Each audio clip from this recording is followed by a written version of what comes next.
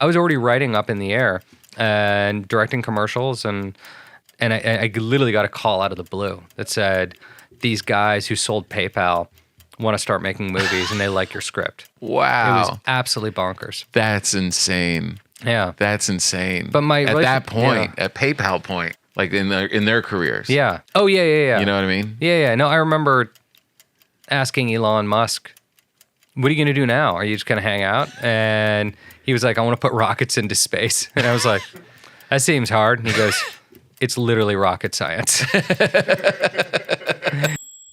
It's breaking bread.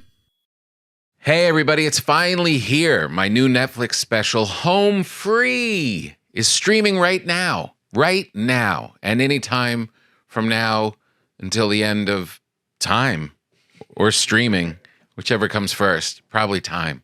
Home Free. I'm very excited. I recorded it, as you know, from listening to this or me anywhere. I've been talking about it since June. I shot it at the Warner Theater in Washington, D.C. It's super funny. I'm super proud of it, and you should go check it out. Also, go to tompapa.com. I've got, I think, about 6 more dates on the books through the end of the year. And then, I think Indiana and Wilkes-Barre and Niagara Falls, a couple places, if you want to come hang out and see some shows, and then pick up some merch for the holidays, and maybe just write me a note about how much you loved my special. You didn't bake that. Joe? He did. We were doing another show. He had to leave the show to go to the oven to get the bread to That's not true. Yeah, I was on my radio show this morning. Is that genuinely true? Yeah, we do it from 10 to 12. And I had it rise last night, or I mixed it last night. Yeah. And it rises through the night. Got up at 7 this morning to make sure it was shaped. Come on. So that I could then bake it 2 hours later after the fridge. But it was during our radio show I do with Fortune Feemster. And during the show, I was like, we normally go for like a half hour and then take a break. I was like, 15 minutes. Okay, we'll be right back after this. And I scurry into the kitchen and do the stages of your bread. So can you, thank you. You're welcome. Can you walk away from a bread while it's being made and with confidence? What do you mean? Okay, let's start with the fact that I know nothing about making anything. Okay. But Just movies. But like the casualness with which you said you were like, yeah, like I threw it in and then like, I went away and did a radio show. Yeah. Is there a part of your brain that's going, I wonder how that bread's doing while you're doing the radio show? Or can you literally go, I know how it's doing. It's going to be fine. Yeah, I know how it's doing. It's the timing. I do have to set a timer because I will get distracted, especially if I'm writing. It's kind of like the process of bread baking. This is maybe too boring for everyone listening, but the process of writing and bread baking is they're simpatico. Like, wait, really? These stage, yeah, because you're writing and then you got to stand up and stretch a little bit. Okay. Walk away from the screen or the pad for a minute. Then you go over there and then you start folding the bread and doing the bread thing. And then you come back. It's kind of like, it's a good little, they interrupt each other delightfully. But I've been doing it for so long that I know kind of like the stages of it. 10 years. Oh, okay. Yeah. Yeah. It's a lot of instinct at this point. Yeah, I was going to say, is it as simple as doing laundry? Like putting it into a washing machine? No. It's not as walk away as that. It's not as walk away because, yeah, laundry, you're not making the soap. You're not measuring the water. That's fair. No, that's 100% fair. Yeah. Do you still get a loaf where you go, fuck yeah? Like, yeah. How often does... It's kind of, I don't know if it's arrogant or sophomoric, but I'd say 70% of the time I pull the bread out, put it on the rack, and say to my wife or my daughters when they're home and go, you got to look at this. Did you see the bread? Yeah. And they're like, 10 years of, yeah, Dad, we saw the bread.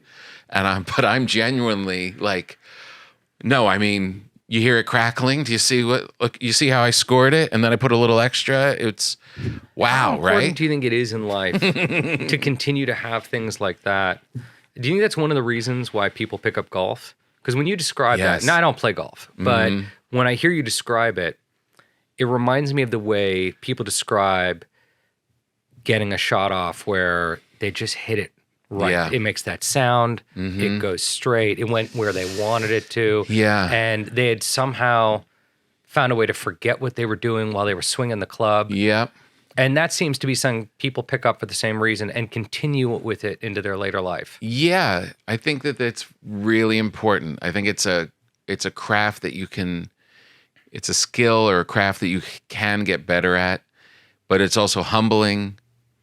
But it definitely, in success or failure, it takes you out of reality for a minute. It gives you that focus. Well, and gives you a sense of success that you don't have complete control over. And I think we get to a point in our lives where we know the things we are good at. We know the things we are not good at. We have a sense of what's going to come back every time we throw the boomerang. And what I like about the way you're describing bread is it seems to be the rare thing in life that no matter how long you do it, no matter how close you get to your own personal finish line, it's going to surprise you each time and give you a moment of genuine delight.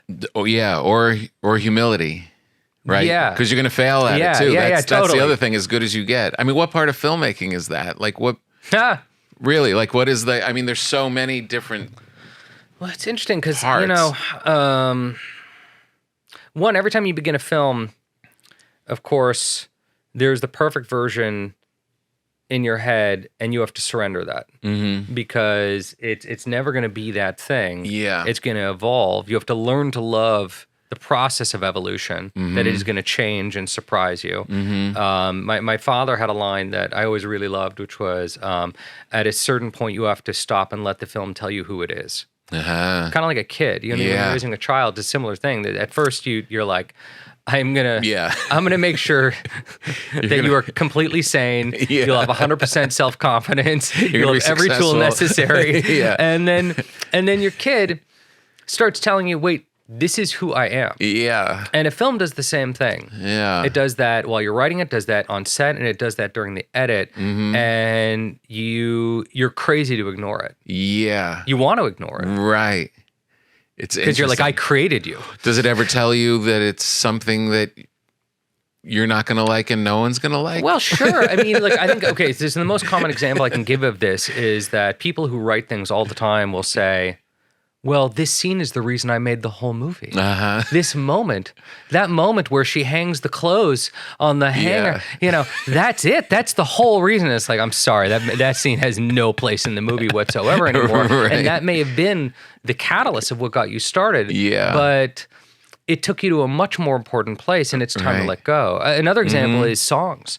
You know, with every movie I've ever written, there is a song that gets me writing every single time. And I'm always thinking, this is the soundtrack. This is the opening theme song. This is the closing credits. It's going to be everywhere.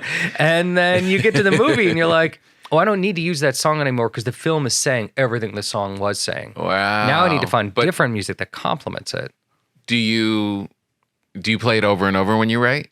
Like, is it that kind of a thing? What I found early on is that obviously the hardest part, it's like going to the gym. The hardest part is walking in. And is like what's going to actually get you writing. And nothing puts you into the movie like a song. Yeah. Yeah. What gets you writing? I listen to Oscar Peterson, who's this great jazz pianist. Oh. And he was from Montreal. And are you from Montreal? Yeah, that's where I was born. And so, do you not know Oscar Peterson? That name is familiar, but I'm embarrassed to say he was in the 50s, 60s, 70s. Got like, it. You know, like an big guy, hands like two of my hands. Yeah. There's a statue of him in Montreal. Like, oh, really? I think, like sitting on a park bench or something. And he was just beautiful. And there's this one album of like the best of Oscar Peterson or something. There's no lyrics. It's just piano. Yeah. Sometimes his trio. But I got into the rhythm of using that. It's like if I put no matter what you're writing. No matter what I'm writing. Not to inspire, not like what you're saying of like, no, this piece is going to, this is giving me like a Morning Jacket kind of a vibe. Yeah. No, this is just the tick, tick, tick, tick in your brain. That album just gets me into a place of, oh yeah, we're writing now. Oh, interesting. Yeah. I need the inner soundtrack of the main character. Mm. I need the song that makes you feel, because I feel like I'm always writing from the main character's point of view at first. Right. And I'm in love with movies about unlikable heroes. Mm-hmm. And so I'm at the beginning usually trying to relate to an unlikable person and trying to find the humanity in them. Yeah. And I think that starts with their ego. And it's like, all right, what gets this person up in the morning and what allows them to do what they do? You know, whether it's a tobacco lobbyist or a guy who fires people for a living or a woman who's trying to like be a home wrecker. Like, Yeah. it's like, okay, but how can I feel like them and, Yeah. and decent about myself? Yeah. So what was the music for Lauren? Let me start off Yeah. a quarter way through and say I love the movie. The movie was great. It Thank really you. was. Thank you. And we got the screener for it. Yeah. And they gave us, I think, 3.5 hours to watch it. Yeah. And Well, that's how it's meant to be seen on a laptop. yeah. And, I know. I'm Well, thrilled. it was kind of perfect because We composed blew with it. that in mind every time. Yeah. What we imagine is what we'll often do is we imagine you watching the movie, but you have your text messages on the right side frame, and then you have a kind of something on YouTube that's an instructional happening on the left side, but right in the middle is that sweet spot where our movie plays. Yeah. that you occasionally get to see. Yeah. We went to the Regal Theater, my wife and I, Mm-hmm. in the afternoon and watched the film proper on, Oh, you did? on the big screen. Yeah. I blew the screener out window. But my wife pointed out, well, that was good. Let's go to the movies. We keep saying, let's go to the movies. Right. And we got popcorn and went and Yeah. sat in the movie. And as two New Yorkers Genuinely appreciative. from the comedy world, we loved it. Loved Aw, it. thank It you. really was Thank so you. great. And just from, and I knew the subject, but I didn't really know, I didn't read any reviews, nothing. And just wandered and just seeing the poster as a Mad Magazine, National Lampoon kid. Yeah. That poster was so great. Isn't that great? Oh, it was so great. I know. Obviously, I grew up with those illustrated posters, Yeah. and Animal House and Meatballs had posters like that. Yeah. And frankly, even when I was doing Ghostbusters Afterlife, a lot of the time we're trying to figure out, what was it that led to the creation of Slimer? What was it that led to the creation of Stay Puft? It's an interesting movie as far as its monsters go, because if you're trying to figure out the DNA of a Ghostbusters ghost, it's a complicated question because Gozer and Stay Puft and a Terror Dog and Slimer, like, what is the commonality? I mean, other than that, they're perfectly, conceived. And we would often go back to Mad Magazine and think about the illustrators that were doing Mad Magazine, National Lampoon. Yeah. And they would create this kind of like icky, gory, I always described it as kind of like it's like when you look at the cartoons, everyone looks like they're on meth. They all look like that guy at the end of the bar that you're scared to make eye contact with. And they're like, oh crap, now we're in a conversation. And weird skin and dripping sweat. And once you start thinking of those cartoons from that era, you start to go, oh, I know where Slimer was born. Right. I have been thinking about them because you get a little jaded as a grown person in the world, and I tend to, in my darker moments, like see humanity as really hopeless and disgusting at the airports or what have you. I can't. I saw imagine why. I saw a guy with his cell phone out, his belly just sticking out. Yeah. Shorts, flip flops. This was in my neighborhood, and he's looking at his thing, and he had this hat on, and it was the Mad Magazine satire that hit me for a second. And it's like, he's not horrible, he's hilarious.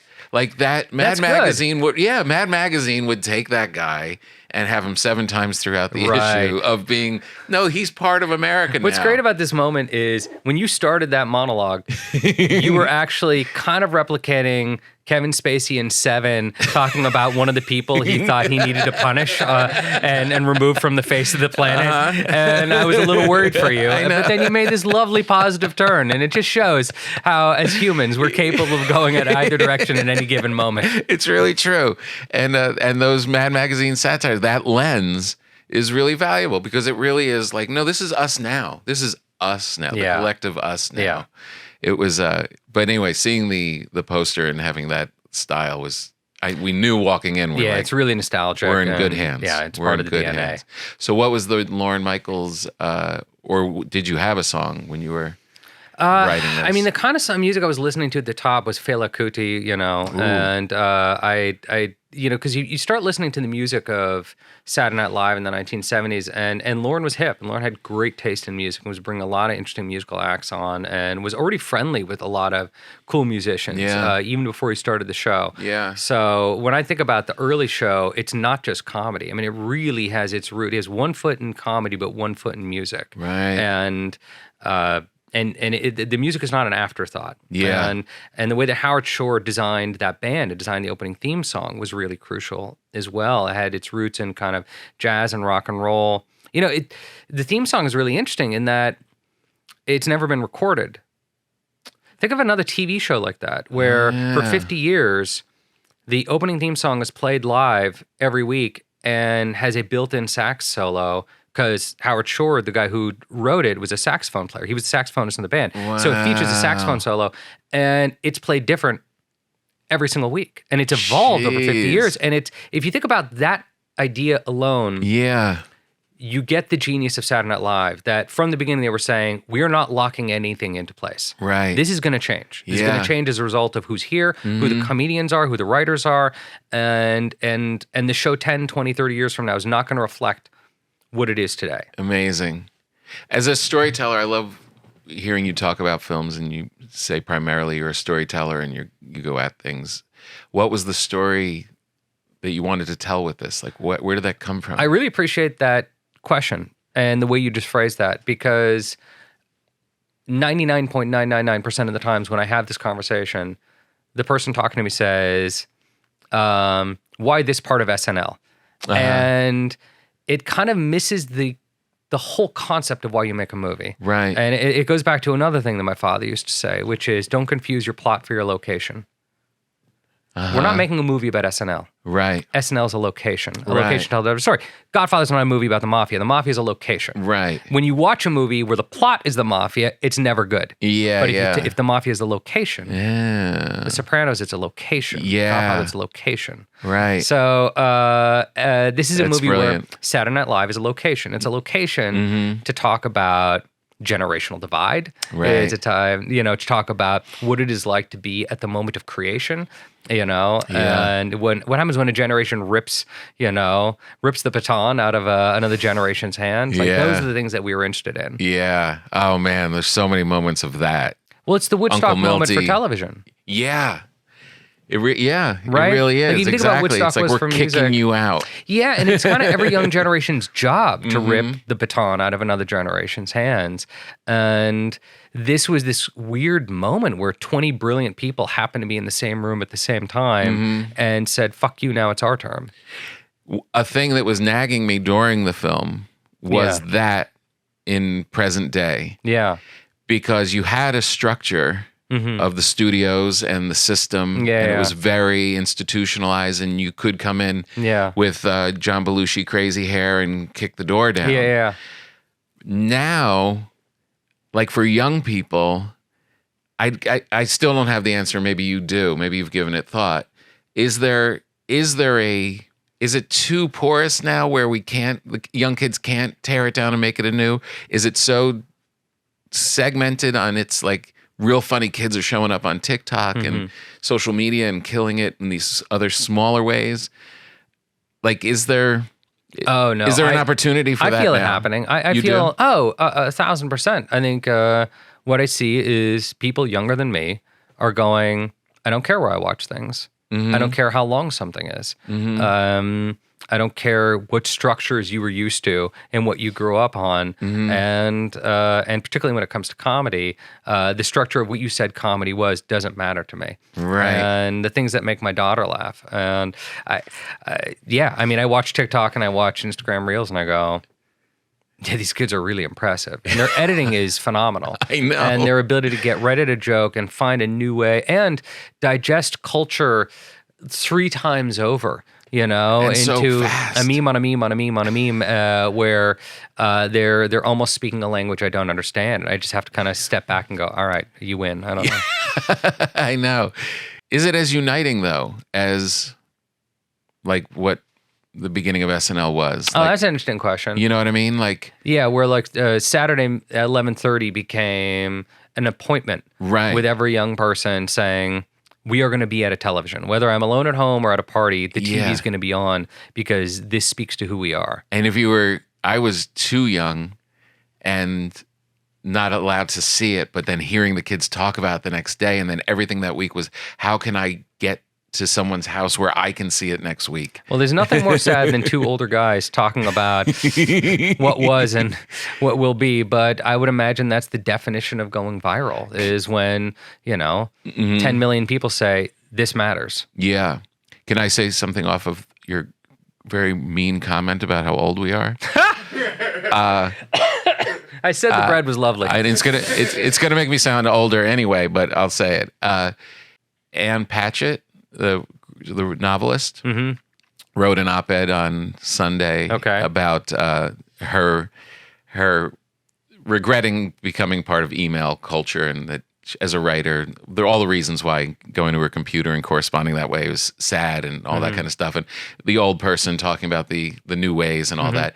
But somebody, not Anne, but someone she quoted in the article, and another writer said, you should be lucky enough to live long enough where your past becomes fable. Ah, oh, I love that. Isn't What a that great great? comment. Yeah, absolutely. It's very comforting to you and me, and Joe maybe. He's kind of old. So Fela Kuti. Love Fela Kuti. Yeah, so do I. It has a Fela Kuti pace, this film. Yeah. Boom-ba-da-boom-ba-da-boom-ba-da-boom. I mean, look, I think there's something that is this combination of rock and roll and African rhythms in Fela's music, and there's an urgency to it. And when I brought it up to John Batiste, he immediately got it. Like, he immediately understood what the idea was. I worked on Live From Here, which was Prairie Home Companion, and John came in and guest hosted. I was in charge of the spoken word for it. No kidding. And Chris Steele did the music and was the host. And John came in. We were at the St. Fitzgerald in St. Paul. And he came in. It was the only time I met him. And he came in and ran the music for, like, he's the leader of it and the guest. What a otherworldly experience being around that guy. Yeah. Touched by God. Like, there is something, there is a rhythm and a joy and something going on there that is, I could not explain. I've met a person who is simultaneously that brilliant and that unpretentious, and is trying to take the pretension out of music with everything he does. Like, it doesn't matter if he's playing Rachmaninoff, he's going to find a way to make it for everybody.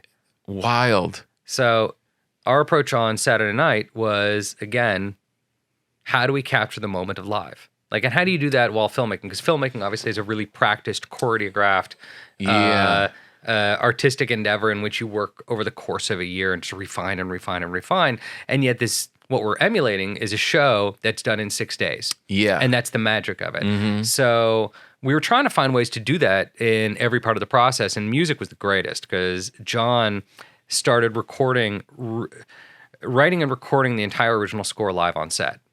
Was he hired to do that? Yeah, I mean, well, we knew that he was going to be the composer of the movie and he was going to play Billy Preston, but instead of doing the traditional process, which is you cut a scene, you put a click to it, you send it to a composer, the composer sends you back 5 different ideas that are literally written to every cut of the film.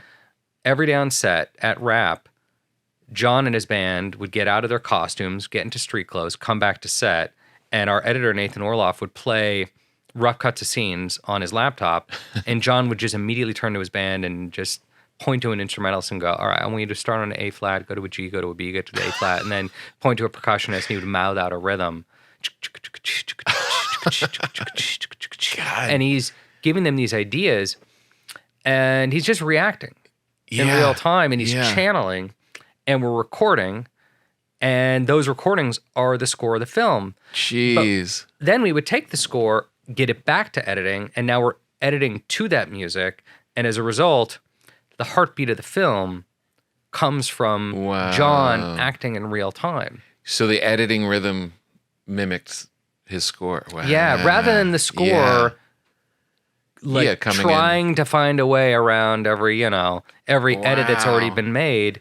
we're letting John set the heartbeat. Had you worked with the editor before? Yeah, I mean, Nathan did Ghostbusters, and I've been working with them on a couple other films even before that. So this must have been the first time, though, in his career that he worked that way. Yeah, but it was wonderful because it's that interchange with another artist. Yeah. You know, Lauren says this thing about, we start on Tuesday with nothing, and by Saturday we have a 90-minute show. He says, you can't imagine what you're capable of doing in 6 days. Yeah. And I love that. Yeah. I've always loved these kind of like 48-hour film festivals where they just give you a prompt and you go make something. And I love that kind of real-time art. Yeah. So I think, again, to get out of the level of control that you normally have in filmmaking and to kind of lean into this wild nature of it. Yeah. It's, as an editor, I think it's really freeing and thrilling. Yeah. Man, that had to be pretty cool as a director to see this starting to, once they put their street clothes on and started, Oh, yeah. I mean, you didn't plan that. It must have been like, I'm going to let this happen. I mean, but that's how it was from the beginning. So the way that we made this movie is we rebuilt the entire 8th and 9th floor of Rockefeller Center, like edge to edge. Yeah. So we're on a soundstage, but we have 2 stories, and again, not little individual sets, one giant set that's full 360. Whoa. All 4 walls, ceiling, floor, and then all the lighting is built into the set. So we choreographed all the movement of the camera and the actors in prep. And as a result, our cinematographer, Eric Steelberg, was able to set every light in advance because he knows the landing position of every actor. So every built-in light in the set is already positioned. Man. So when you go to shoot, all the cabling is in the wall. We have mics in the ceilings. So when you go to shoot, there's nothing that tells you are in a set. No. I honestly, this is why I love show business so much, is that you can be in it and still be fooled. Yeah. For real. Like, Yeah, you know yeah, what I mean? And I've been on that set. I've been there. Yeah. I believed I was there. Yeah. I really was like, I mean, I wonder how they shot this. I wonder how they got time to go shoot here. Yeah, exactly. We were in Atlanta. So like, It's so great. Yeah, I remember Willem Dafoe came for his first day of shooting, and he's just sitting up in that balcony area where the audience chairs are, and he's watching all the action on the floor. And of course, the young actors are freaking out because Willem Dafoe's just sitting there watching them for hours. Yeah. And finally, I go to Willem kind of the end of the day, and he goes, "You know what I love about your movie?" I said, "What?" He goes, "No edge of frame. I don't know what the fuck you're shooting." And that's how it felt like there. That's amazing. So every actor's there every single day. Yeah. All the background are there every day. And we're creating this living, breathing environment where the camera can just keep going. Remember, it's not a movie with 90 scenes. It's a movie with one 90-minute scene. Right. That just keeps going and going and going. Is there a point, what's the longest that ended up in the film of one shot? Oh, one shot? Probably like 5 minutes. Wow. And it's really complicated, but there's a real joy to doing that. Yeah. And as a director, you have to surrender. I mean, going back to what you just said about this liveness. Yeah. The liveness is that once you've created certain parameters, you're like, this is the world. Yeah. This is where the camera's going to go. This is where the actor's going to generally be. Now it's yours. To every actor. Right. Not just the person doing dialogue right in front of camera, but the 50 actors behind them who are they know where their character journey is. Uh-huh. They know where they're going over 90 consecutive minutes. Mm-hmm. Keep it alive.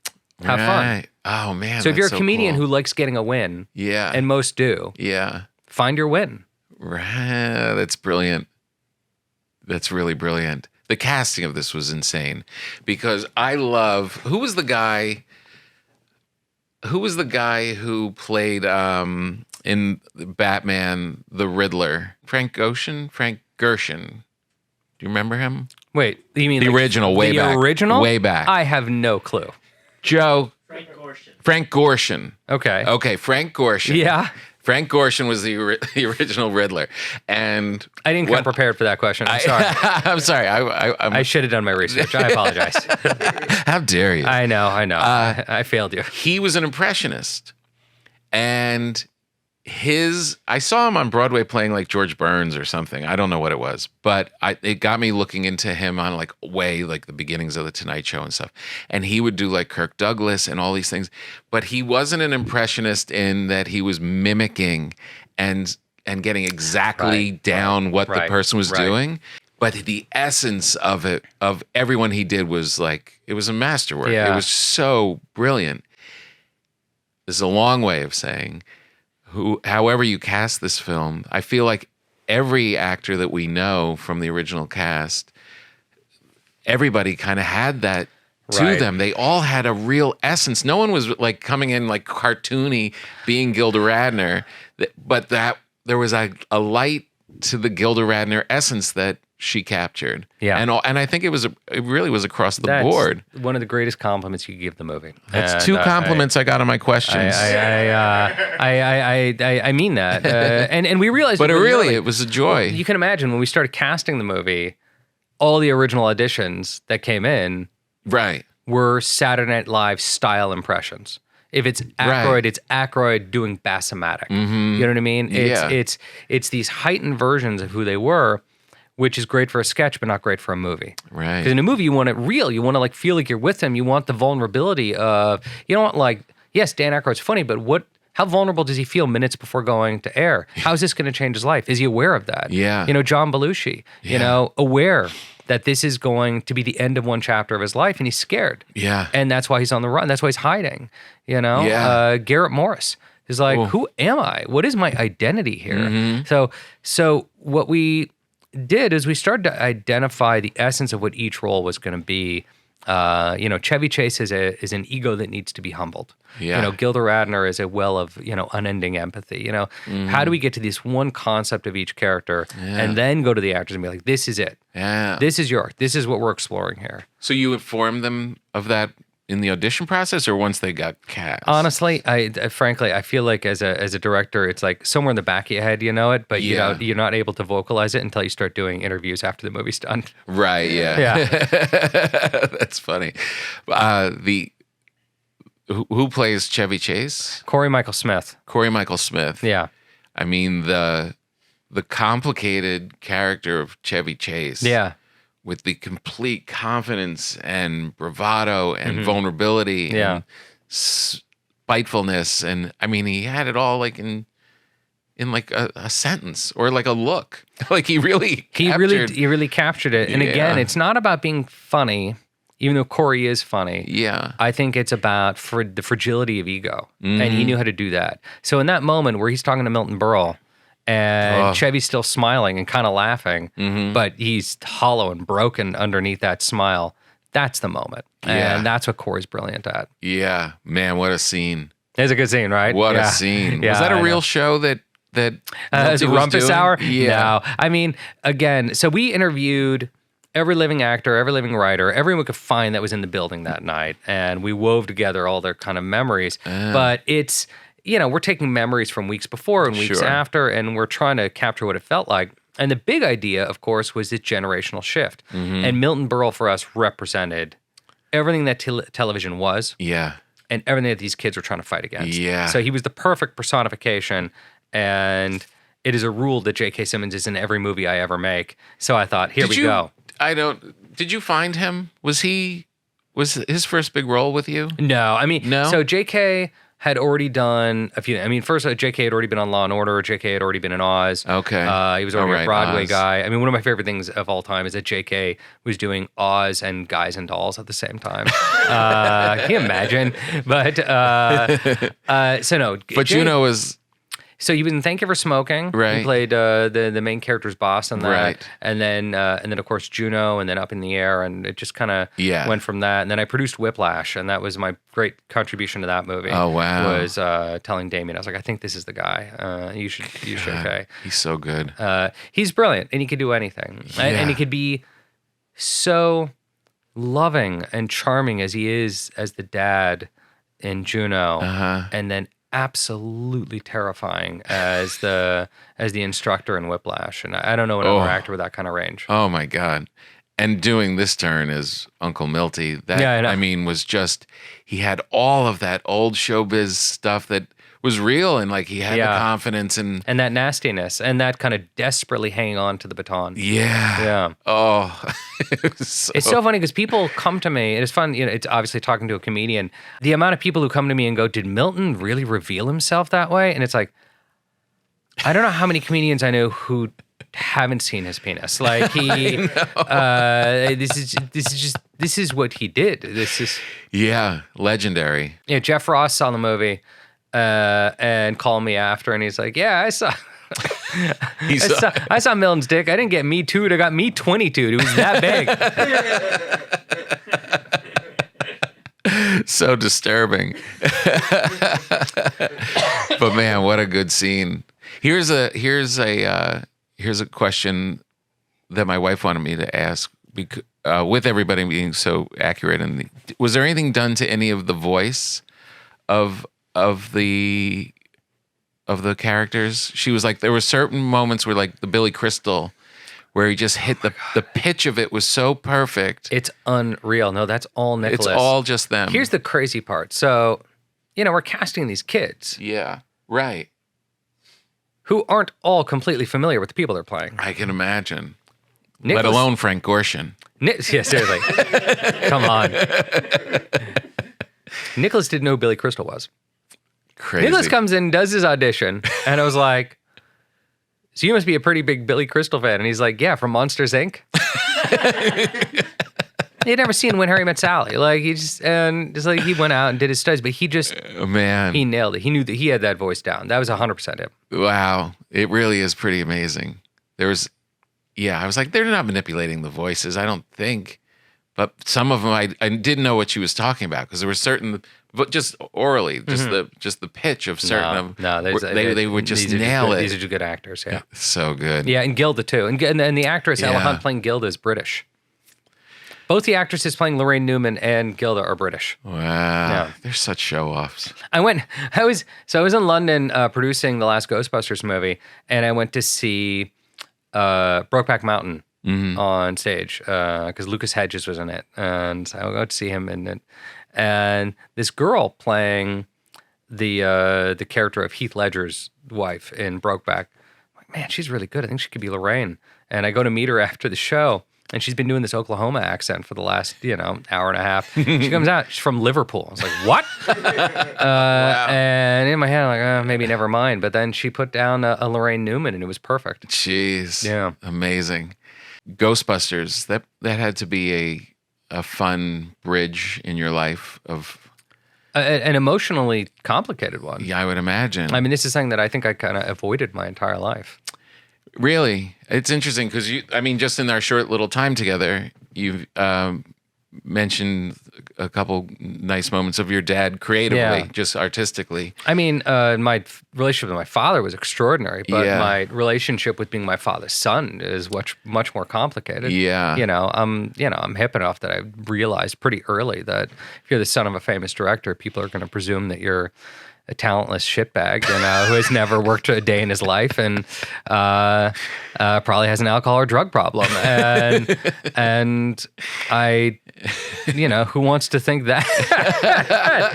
So first, ran away from the idea of filmmaking in general. I went to school. I went pre-med. I thought I was going to be a doctor. Oh, really? Yeah, my dad came to visit me and was like, what are you doing? And I explained all my fears. And he said, well, being scared isn't a reason to do anything. And because I thought I read that you were messing around with film as a kid, like when you were like 15. I was, but still, by the time I got to college, I thought, well, why would I want to either, fail in a spotlight or succeed in a shadow? I think that was kind of terrifying. Those were the options. And my father became the first Jewish dad in history to tell his son, don't be a doctor, go be a filmmaker. And I started making short films. And did he see that in you? Back to the thing of like when you see a kid becoming and telling you what they are. Yeah, I think I spent every living second of my childhood on set, if I could. Hanging on the trucks, being a part of the crew. Right. That's who I wanted to be. Like even when I used to watch Saturday Night Live, I loved the actors, but what I really loved was those brief moments in the bumpers where you'd get to see the crew moving the sets and the cameras, and I was like, who are those guys? Yeah. That's who I want to be one of them. Right. It's so cool. I love this story much more than when you see showbiz people and they're like, I told my kids never go in it. This is the worst thing. I in my life, it's just like, no, if you guys have any kind of interest in it, it's a pretty great life. Being an artist, being a storyteller is really rewarding. It's also very hard, and certainly has a high failure rate. My dad encouraged it, and I started making short films, and I was really grateful that there was film festivals because oddly, it was a democratic way in which I could just submit my short films, and if they sucked, they wouldn't get in, and if they were good, they did. And I had short films that got into lots of festivals, and I got short films that like got turned down left and right. Yeah. And I made 5 short films. They got progressively better. They started winning awards, and by the time people were taking in interest, Yeah. I was already in love with Thank You for Smoking. I went and I wrote that script. Right. No one would make it. And it ended up being financed by internet billionaires. The people who made my first film were Elon Musk and Peter Thiel and David Sachs. They literally read my script for Thank You for Smoking. They were like, why hasn't anyone made this? And they each wrote a check for $1 million, and that's how my movie got made. No way. Came out of nowhere. I was already writing Up in the Air and directing commercials, and I literally got a call out of the blue that said, these guys who sold PayPal want to start making movies and they like your script. Wow. It was absolutely bonkers. That's insane. Yeah. That's insane. But at that point, at PayPal point, like in their careers. Yeah. Oh, yeah. You know what I mean? Yeah. No, I remember asking Elon Musk, what are you going to do now? Are you just going to hang out? And he was like, I want to put rockets into space. And I was like, that seems hard. And he goes, it's literally rocket science. But back then, I really just saw myself as an independent filmmaker. I just wanted to bring movies to film festivals, and I thought Ghostbusters is the last thing on earth I ever want to do. Right. It seems like actually the worst possible move I could make as a director, particularly after I separating myself and creating a name for myself. Right. Well, it had to be a little easier at that point because you have your own thing going on. I guess and so. Successful. It felt like a but dragon. Still, yeah. It felt like the thing that was chasing me. I mean, right. The question I'd probably answered most in my life was, are you ever going to direct a Ghostbusters movie? Oh, really? And it didn't matter like what I made or what kind of movies I made. Right. And it's amazing. Finally, one day I just had an idea for it. Yeah. And I told it to my dad. I was really scared of it, but it felt like the right thing. And what was insane is that, I made it to make a movie when my daughter was 12, and I thought she would really love this experience. Mm-hmm. And I made it because I thought, I could make this movie with my dad. Mm-hmm. And it was a movie about generations. It's a movie about basically the daughter of a Ghostbuster who refuses to pick up the proton pack, and then the granddaughter of a Ghostbuster who, picks up the proton pack and succeeds. I mean, I was telling my own story. Right. And the movie came out. It was a success. I got to go around the world with my father, and we'd go to screenings. I'd introduce him. The audience would get on their feet, and my father would cry. It was extraordinary. Amazing. And then within a year, my father passed. And Jeez. I realized in that moment, or shortly thereafter, that, I did this at the last second. Wow. And it's amazing how often that happens. Yeah. You think you have all the time in the world. You think you're like, I'll casually make this decision. Well, I guess we'll do this now. Yeah. And then you go, I was like Indiana Jones. I got my hat out from underneath the wall just as it came down. It was truly at the last second that I got to make this with my father, and thank God. What a blessing. Yep. God. Such a cool thing that the thing that was scaring you the most becomes like one of the most beautiful moments, right? That this thing that's you're really avoiding, well said. You're avoiding for all this time. 100%. I mean, it's a lot better than had it gone down in flames. Yeah, right. Yeah, exactly. Your dad's all sad, having to do press for something no one likes. Yeah, I really bummed out my dad, and then he died. Harold Ramis. Yeah. Put me in my first movie. Oh, you're kidding me? No. Which one was that? Analyze, the second one. No kidding. Yeah. Analyze that. I've heard he was a really tender filmmaker. That he was so sweet. Yeah, he's I a was in New Buddhist York. and really lovely. And yeah, he brought me in. I auditioned, and then I got to go to the callback. Mm-hmm. And I'm just in the little thing, and you're gonna go in. Harold's there. I was like, okay, cool. And I'm like, and who do I read with? And you're gonna read with Bobby. And I was like, okay, cool. And I walk in, and Bobby is Robert De Niro. Yeah. I'm like, there's Harold Ramis. That's Bobby. Insane. And I started reading my little lines. It was just like, a little scene. And, are you even a little bit in character? Like, are you just, or is your mind just going a million miles a second? Yeah, you're just the whole time. You're like, I'm with Robert De Niro. I'm with Robert De Niro. Yeah, and I'm trying to pretend that I'm not. And then he lost his way in the script in the middle of the audition. and he starts doing this. Like, Yeah. And I'm like, Robert De Niro's screwing up my audition. I like went like that. In a moment like that, I'm so curious. Do you have the forethought to think this is actually great? This is a benefit. He's not screwing up the scene right now. Oh. He's actually calling attention to this moment, and as a result of his accident, there's going to be more empathy for me as an actor. And I'm getting moments that every other actor doesn't. Every other actor just goes through the scene. Yeah. I'm getting moments to then react to him losing his place. We're gonna have a little fun with that. Like, does that seem like an opportunity in the meantime? No, not at that time. Maybe today, but not then. I got in the elevator like, I think Robert De Niro stopped me from getting in this movie. As a comedian, I thought, well, this will be a good story, if nothing else. Right. So you have that. But he effed me. Right. Yeah.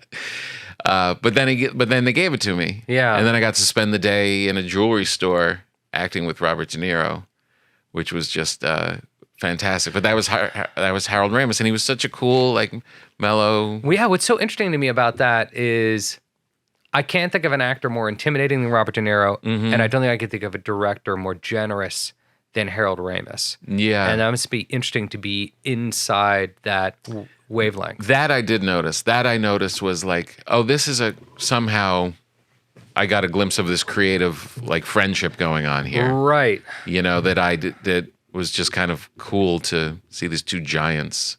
Harold's daughter, Violet, wrote a book about her father, and it's an amazing book because I've never seen this as a structure.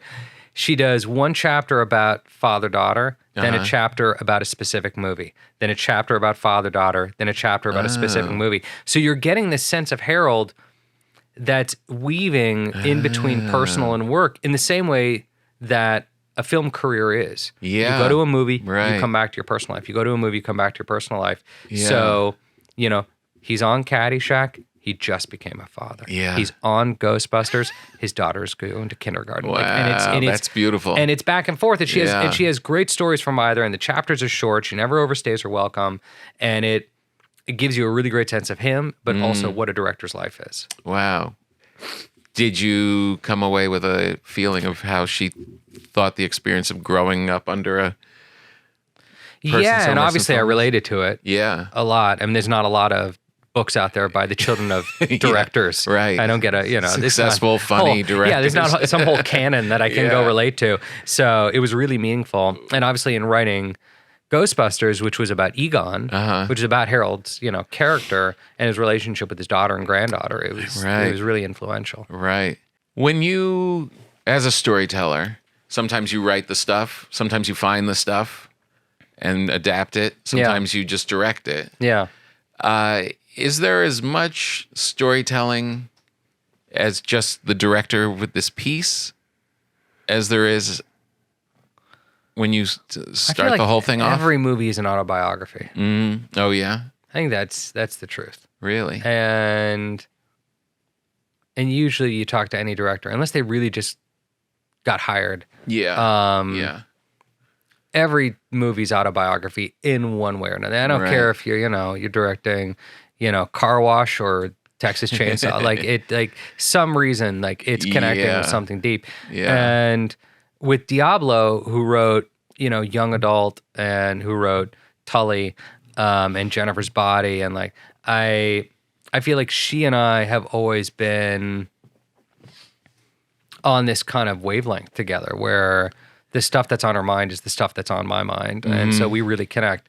Otherwise, I'm adapting books, and I've done that on my own. I've done that with other people. Yeah. But at some point, it's always something from my life is connecting with the piece of material, and in between is the movie. Oh, interesting. I'm trying to tie it to bread baking, but I think it's deeper. I think this is much deeper. Well, I'll tell you how it's similar. It's, what the hell are we doing with this life? Mm-hmm. And why do we do anything? Mm-hmm. And, I think the reason to bake is similar as the reason to make movies. Mm-hmm. And we're trying to make purpose out of all this. Yeah. And We're trying to create things that impress ourselves and express ourselves and trying to bring joy to other people. Yeah. And we're trying to find that in like all the little ways. Yeah. And otherwise, like, what the hell? Like, why would you work so hard? Right. You know, why the hell did you get up at 7 a.m.? I mean, it's just, it's insane. Yeah. No, it's really true. The other thing that was on my mind during Saturday night was you could have told this film in a lot of different ways. Mm-hmm. This story of this, just Lauren and how he's coming up with it. Like it made me want to go research a little bit more of Lauren's backstory. Yeah. Like up to this point. Yeah. Like why was he so hip? How did he have all this knowledge of music? How Lauren's did he have- magic. It's like John Batiste. Lauren's touched by God. Yeah. You know, he's there's something that is undeniably him. Yeah. And it's unreplicable. Yeah. It's just he has just is that exceptional guy. taste. Yeah. It's the combination of exceptional taste, obviously losing his father young, and creating an orphanage for wayward comedians, and the wherewithal to go, I'm not the performer, I'm the dad. Yeah. You know, because he was a performer and clearly a good one. Yeah. But he knew, don't get in front of the camera. Don't just be one of the guys. Did it come down to that as it's displayed in the film that he was about to do Weekend Update and last second does not? Not at the last second, but he was going to do Weekend Update. He was, And he right. was going to be part of that show. Yeah. And there's a moment you realize, I'm not the performer, I'm the producer. Yeah. And that you can't just start cutting other people's sketches if you're in the show yourself. Yeah. Yeah. Right? Yeah. You have to make hard decisions. Being Yeah. a dad's tough. I mean, being a parent is tough. Yeah. And you have to be a different kind of parent to each one of your children. And that's a lot of the movie, is watching Lauren figure out a way to be a parent to each one of these kids. Yeah. Even though he's like a kid himself. Right, exactly. Yeah. Yeah. But he just becomes the guy. Yeah, he does. And he somehow created this home that became the birthplace to 100 careers. Yeah. Really amazing. Was there any sync up between him and the telling of this story in the 50th year? And No. that's just kismet. Complete kismet. Wow. Yeah. I don't think I was even aware that it was approaching as I started talking to him. Wow. I just told him the idea and I said, I'm thinking about doing a movie. And he was very wary. I was like, a movie about what? Because I'm sure a billion people have told him they want to do the creation of SNL. And I had no interest in doing the creation of SNL. Yeah. I'm not a huge fan of those biopics. Yeah. I said, I want to do a movie about the 90 minutes leading up to showtime. The movie starts at 10 p.m. with you on 50th Street looking for Andy Kaufman. And the last line of the movie is live from New York. It's Saturday night, said for the first time. Wow. And he got that. He immediately was Yeah. like, oh, okay. Yeah. And I had done a guest writing job on the show in 2008 where I got to spend a week there and I wrote a sketch and I got to be part of the rhythm just for a moment. Yeah. And I remember what it felt like in the room as they went to air. And Yeah. I was like, I want to capture that. Yeah. I want the audience to feel that. Yeah, you did. It was conveyed. Thank you. Well done. We do a thing on this program called Taste Test. Okay. We're not only about the finer things like bread and Yeah. beautiful stuff like that, Yeah, but yeah. we also have bizarre stuff we find in 7-Eleven. Here we go. And put it on a test. And the bread bag. These are the things we found. The Oreo people are going a little nuts. Oh, yeah. Yeah. And they've came up with a thing called the Cakester. Yep. Have you had these? No, I'm aware of Me them. neither. though. I know. I've seen them around. But it's the kind of thing like you're too embarrassed to buy yourself. I wouldn't be. No. It looks like a whoopie pie. No, I'm a big camper. I like RV trips. Oh, yeah? And as somebody who's RV trips, all you're doing is tasting America. That's a good Yeah. way to put it. Cheers. Cheers.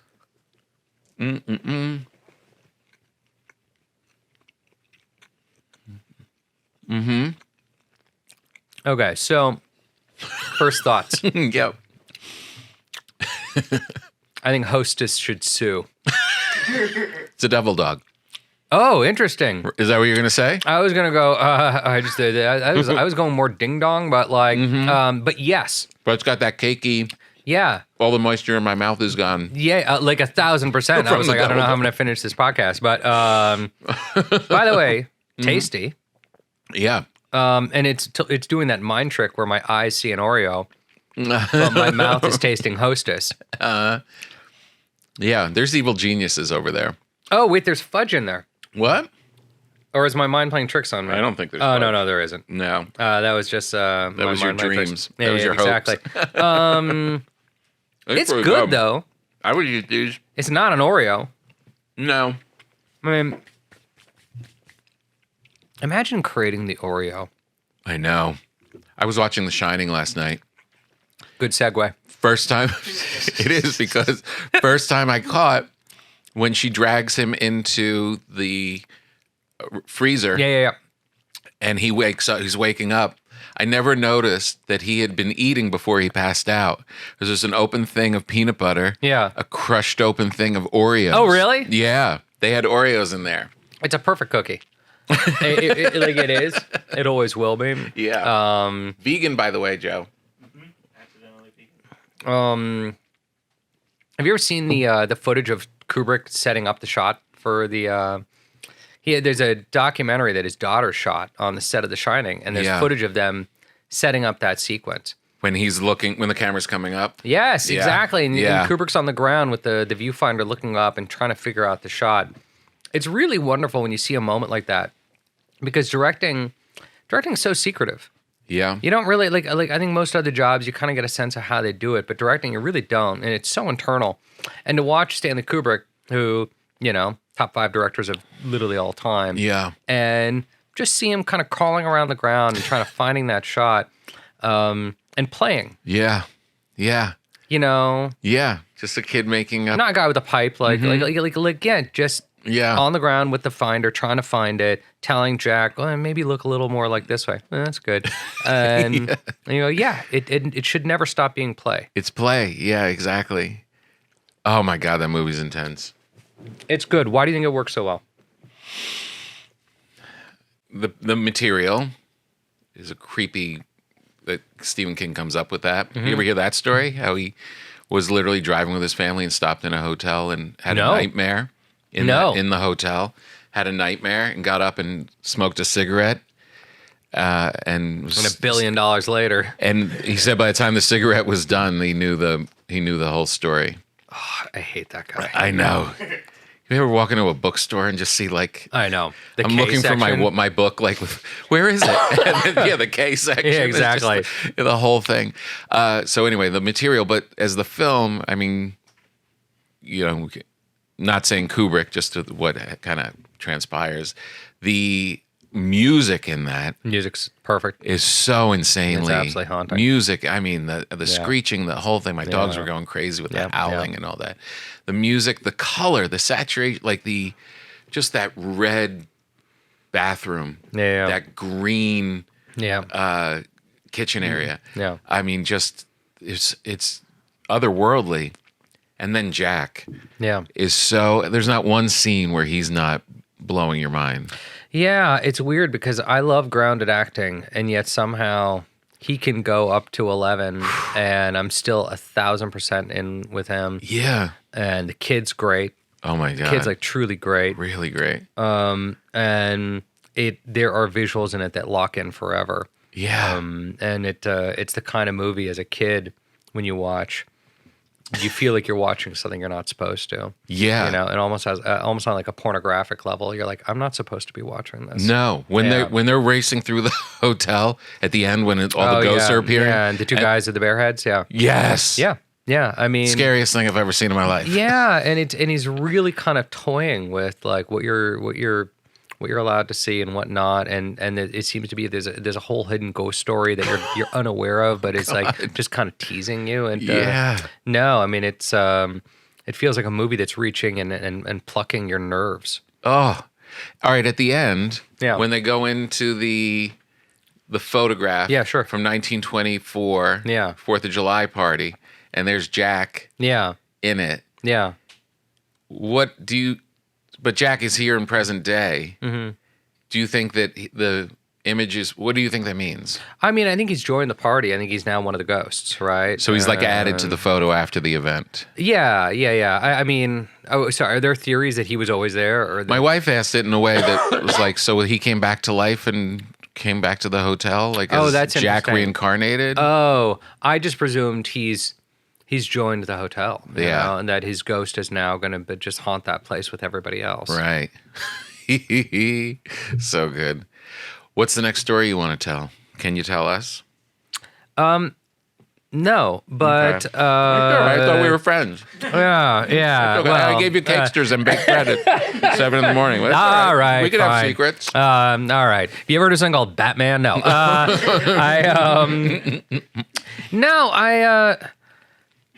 I feel really happy to have just made a small movie again. Yeah. You know, I made a career out of making films that can play film festivals, and then I disappeared into Ghostbusters, and then lost my dad, and it was an extraordinary 5-6 year process of first making a movie where every day of shooting Ghostbusters, I'm thinking about what did my dad think or feel when he was in my shoes making this back in 1984.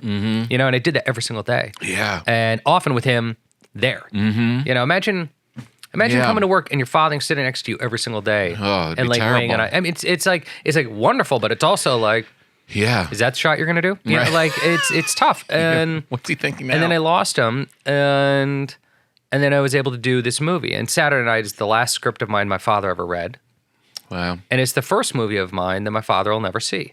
Wow. And so from here, it's a new chapter. Amazing. And I'm just thinking about what I want to write about. I had that question in my mind because it is a smaller film. It's like the films that I love and adore, and they're not making a bunch of now. Yeah. How much of the state of the film industry do you occupy your brain with, or do you think just about it a lot. You do? Yeah, I think about it a lot, and and I try to be realistic with myself about whether I'm holding on to old ideals or not. But I think moviegoing is important. Yeah. And not just because it's what I do for a living.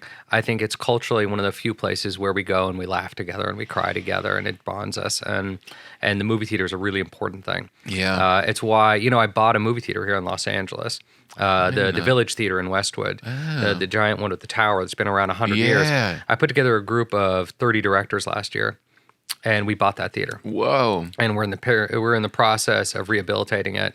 Amazing. And so, like, you asked what I'm doing next. Frankly, like what I came from today was a meeting on that. That's my next project, and to reopen that theater and create another cultural center. Yeah. Not just a place to, get overcharged for popcorn and watch a movie, but a place where you want to actually spend some real time. Yeah. Oh, that's great. Yeah. It was so much better going to the theater. It was just, Joe and I were talking about, like, we have to go to, I'm tired of being in the background saying, geez, what's really happening to this movie business? It's such a shame. Yeah. And then not going to the theater. Well, what's funny you got to is go to the theater, go support the thing you love. Had you clicked the link that Sony sent you on Yeah. Saturday night, it really would have just been a video of me shaming you for not going to see the movie. There was no movie on that link.